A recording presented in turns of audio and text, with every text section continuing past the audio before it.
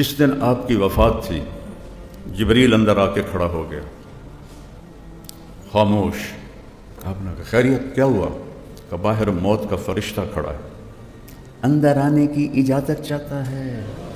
وکیل صاحب کو کسی سے پوچھنا ہے، مولانا طارق جمیل کو کسی سے پوچھنا ہے؟ آپ نے فرمایا آ جائے۔ اجازت پر اسرائیل اندر آیا اور کہنے لگا السلام علیکم یا رسول اللہ۔ آپ نے جواب دیا، کہا آدم سے لے کر آج تک جتنوں کی روح نکالی ہے، خلیل کلیم، کسی کو سلام نہیں کیا، آپ پہلی ہستی ہیں، میں آپ کو سلام پیش کر رہا ہوں۔ آدم سے لے کر آج تک کسی سے اجازت لے کے اندر داخل نہیں ہوا۔ آپ کے بارے میں آپ کے رب نے فرمایا پہلے اجازت لینا پھر اندر جانا، نہ ملے اجازت وہیں سے واپس آ جانا۔ ایسے رسول سے بغاوت کرتے ہیں ہم، ایسے رسول سے سارا پاکستان کہتا ہے جھوٹ کے بغیر کام نہیں چلتا، اور میرا نبی فرماتا ہے الصدق ینجی والکذب یہلک، جھوٹ ہلاک کر دیتا ہے، سچ نجات دیتا ہے، جہاں موت بھی ہاتھ باندھ کے کھڑی ہے۔ اور آپ پہلی بات اجازت لے کر جانا، نہ ملے تو واپس۔ دوسری بات السلام علیکم۔ تیسری بات آنا چاہیں تو لے آنا، رہنا چاہیں تو چھوڑ کے واپس آ جانا، اور کہہ دینا عش ما شئت، یا رسول اللہ جتنی زندگی چاہتے ہیں آپ کو مبارک ہے۔ پڑھا کرو، تھوڑی دیر فائلیں رکھ دیا کرو اور اپنے نبی کی زندگی کو پڑھا کرو کہ میرا، ابھی جو تھے نا جنہوں نے نعت پڑھی، میرا پیغمبر عجیب تر ہے، یہ مظفر وارسی کی ہے، کیا خوبصورت جملہ ہے، میرا پیغمبر عجیب تر ہے۔ اللہ کے بعد کوئی ہے تو وہ اللہ کا حبیب ہے، اللہ کے بعد کسی کا مقام ہے تو وہ اللہ کے حبیب کا ہے۔ اپنی وکالت کو، اپنی زندگی کو، اپنے طور و اطوار کو پر محمدی مہر لگاؤ۔ اگر محمدی مہر نہیں ہے تو پھینک دیا جائے گا۔ ابو لہب سید ہے، ابو لہب قریشی ہے، ابو لہب چاچا ہے۔ میرا رب فرمایا تبت یدا ابی لہب وتب، برباد ہے یہ خبیث۔ بلال حبشی ہے، حبشی کا بیٹا ہے، اور مجھے مطالعے کا ذوق ساری زندگی رہا، اب بھی ہے۔ میں آج تک بلال کے دادے کا نام نہیں ڈھونڈ سکا، اتنا بے نام آدمی ہے۔ قبر کہاں ہے؟ دمشق۔ نبی کا کیا فرمان ہے؟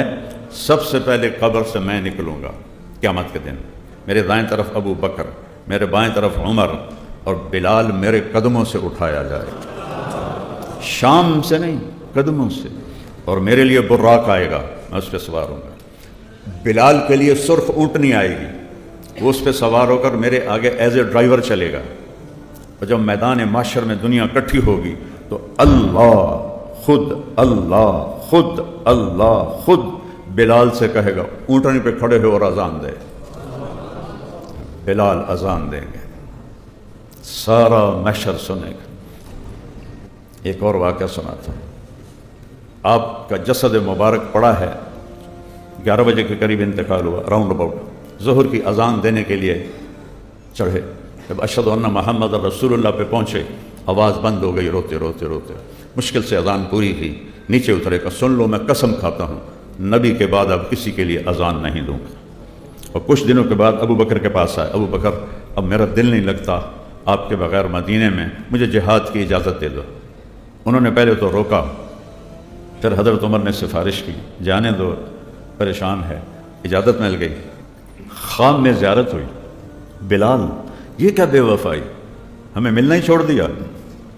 ان کی جب آنکھ کھلی تو انہوں نے سمجھا کہ آپ واقعی زندہ ہیں، مدینہ میں مجھے بلا رہے ہیں۔ اس قدر سحر ہوا خواب کا کہ اسی وقت اونٹنی تیار کی، 21 دن کا سفر 1 ہفتے میں طے کیا، اور جب مدینے میں داخل ہونے تک ان کو یاد نہیں کہ آپ جا چکے ہیں۔ یا رسول اللہ لبیک میں آ گیا، یا رسول اللہ لبیک میں آ گیا۔ جب پہنچے قریب روزے کے تو گر پڑے، کہا ہائے، وہ جا کے قبر کے اوپر ایسے لیٹ گئے، اور دھاڑ دھاڑ شروع کر دی، یا رسول اللہ میں تو آ گیا ہوں، آپ کہاں؟ میں تو آ گیا ہوں، آپ کہاں؟ نماز کا وقت ہو گیا، سب کو پتہ تھا، قسم کھائی ہوئی ہے میں نے اذان نہیں دینی۔ تو سارے بڑے بڑے صحابہ، میرے نبی کی آنکھوں کی ٹھنڈک، میرے نبی کی آنکھوں کے تارے، میرے نبی کے راج دلارے، جنت کے سردار حسن حسین کے پاس گئے کہ بھتیجو آج آپ بلال سے کہو کہ اذان دے دے، ورنہ وہ کبھی نہیں دیں گے۔ ایک سال، ایک 10 سال کے، ایک 9 سال کے، 2-3 سال گزر گئے تھے، تو یہ دونوں بھائی آئے، چچا ایک درخواست ہے۔ تو ان کی آنکھوں میں آنسو آ گئے۔ آپ درخواست کہہ رہے ہو؟ آپ تو میرے آقا ہو، حکم فرمائیں کہ جیسے آپ ہمارے نانا کے لیے اذان دیتے تھے، آج اذان دیتے۔ تو بلال کی چیخیں نکل گئیں روتے روتے۔ کہا بھتیجو، میں نے قسم کھائی تھی کہ میں اب کبھی اذان نہیں دوں گا، لیکن تم تو میرے نبی کے راج دلارے ہو، میں آج قسم توڑوں گا، اذان دوں گا۔ یہ مسجد، یہاں ایک انصاری عورت کا گھر تھا، اس کی چھت پہ چڑھ کے اذان میں تھا، اس کی چھت پہ چڑھ اللہ اکبر کہا تو مدینے کی عورتیں بھی روتی ہوئی گلیوں میں باہر آ گئیں، اور سب کو ایسے لگا جیسے آپ زندہ ہیں۔ ایک لمحے کے لیے سارا مدینہ بھول گیا کہ آپ جا چکے ہیں۔ وہ دھاڑ دھاڑ مچ گئی، در و دیوار رونے لگے۔ کیا سما ہوگا؟ اس کو عزت کہتے ہیں۔ آپ چیف جسٹس بن جائیں، اس کو عزت نہیں کہتے۔ آپ صدر، وزیر اعظم بن جائیں، مالدار بن جائیں، اس کو عزت نہیں کہتے۔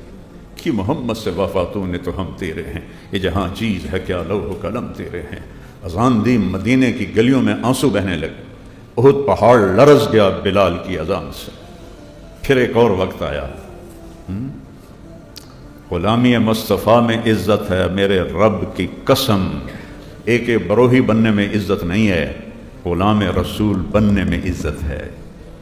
پاکستان تو ویسے ہی چھوٹا سا ملک ہے، 7 بر اعظم کی بادشاہی میں وہ عزت نہیں ہے جو غلامی رسول میں عزت ہے۔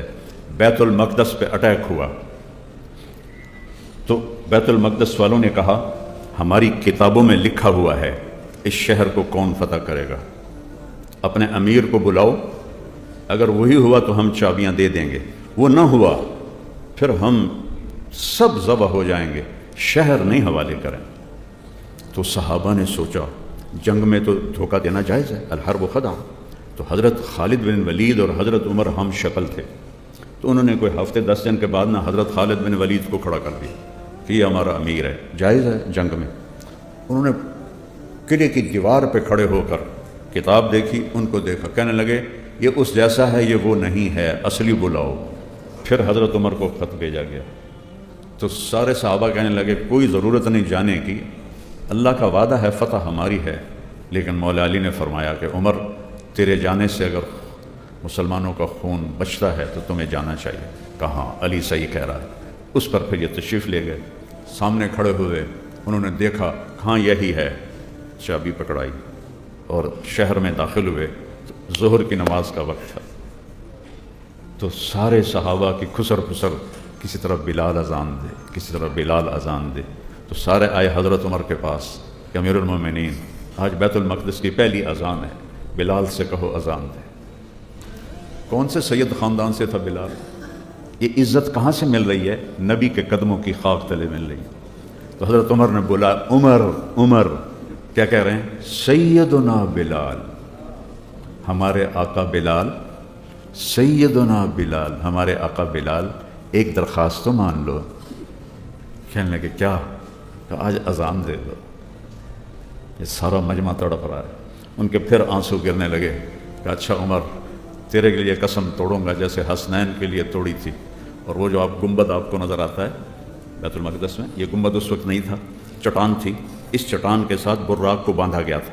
اس چٹان پہ چڑھے، جب اللہ اکبر کہا تو 40,000 کا لشکر رو رو کے زمین پہ گر گیا۔ اللہ کے نبی کی یاد آ گئی، زمانہ یاد آ گیا۔ میرے عزیزوں، میرے بھائیوں بہنوں، یہ زندگی امتحان اور پیپر ہے۔ اپنے محبوب کی زندگی ڈھونڈو اور اپناؤ۔ آپ کے دلائل صحیح ہوں، آپ کے حق میں فیصلہ ہو جاتا ہے۔ لیکن ہمارا نظام ظلم ہے۔ ہو سکتا ہے آپ کے سارے دلائل ٹھیک ہوں اور جج صاحب کسی اور کی مان کے بیٹھے ہوئے ہوں اور اس کے حق میں فیصلہ دیں گے۔ یہ بات میری یاد رکھنا، قوموں کی تباہی معیشت کی کمی سے نہیں ہوتی، اللہ کی قسم، قرآن کی گواہی ہے۔ کوئی قوم اس لیے نہیں ہلاک ہوئی کہ پیسے کم ہو گئے تھے، مقروض ہو گئے تھے۔ جو قوم ہلاک ہوئی ہے ظلم پہ ہلاک ہوئی ہے، ظلم پہ ہلاک ہوئی ہے، ظلم پہ ہلاک ہوئی ہے۔ اور میں صرف عدالتوں کی بات نہیں کر رہا، میرا ریڑھی والا بھی ظالم ہے، اس حال میں سیلاب میں چوریاں کر رہے ہیں، تو میں تو رو رو کے میرا برا حال ہوا ہے کہ یا اللہ ایک اتنا بڑا عذاب اور ایک اس میں چوریاں ہو رہی ہیں۔ تو ظلم صرف طاقتور نہیں کر رہا، ہمارا غریب بھی ظالم ہے، مالدار بھی ظالم ہے، اور ہر قوم کی تباہی کا ایک ہی سبب ہے، اور وہ ظلم ہے، ظلم ہے، ظلم ہے۔